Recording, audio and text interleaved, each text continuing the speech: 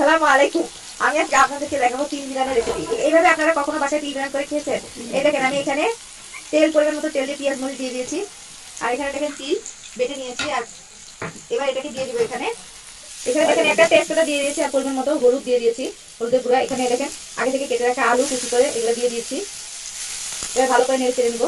এই দেখেন পরিমাণ মতো লবণ দিয়ে দিচ্ছি আর সামান্য একটু মরিচ বাটা দিয়ে দিয়েছি। এই দেখেন গরম মশলা গুঁড়ো দিয়ে দিচ্ছি, এটাকে পাঁচ মশলা গুঁড়ো বলা হয়। এটাকে দিয়ে দিচ্ছি পরিমাণ মতো, প্রায় একটা চামচের মতো। আপনারা বাসায় এগুলো তৈরি করে খেয়ে দেখতে পারেন, খুবই মজা লাগে কিন্তু। এটাকে আমাদের এখানে তিল বিরিয়ানি বলে, অনেকে এটাকে তিল ভাজিও বলে থাকে। এর মধ্যে একটা কালো এলাচ আর দারচিনি গুঁড়ো দিয়ে দিয়েছি। এই দেখেন জিরার গুঁড়ো দিয়ে দিচ্ছি। এই দেখেন তিলগুলোকে ঢেলে দিয়ে দিচ্ছি। এবার দেখেন ভালো করে নেড়ে চেড়ে নিচ্ছি। এই দেখেন এটাকে ঢেকে দিয়েছি, এরপর হওয়া পর্যন্ত অপেক্ষা করব। এই দেখেন আমাদের তিল বিরিয়ানি রেডি হয়ে গেছে। নামানোর আগে একটা ডিম দিয়ে হালকা নাড়াচাড়া করে তারপর নামিয়ে নিয়েছি। এই দেখেন সুন্দর তিল বিরিয়ানি রেডি হয়ে গেছে। খেতেও কিন্তু দারুণ হয়, আপনারা বাসায় তৈরি করে খেয়ে দেখতে পারেন।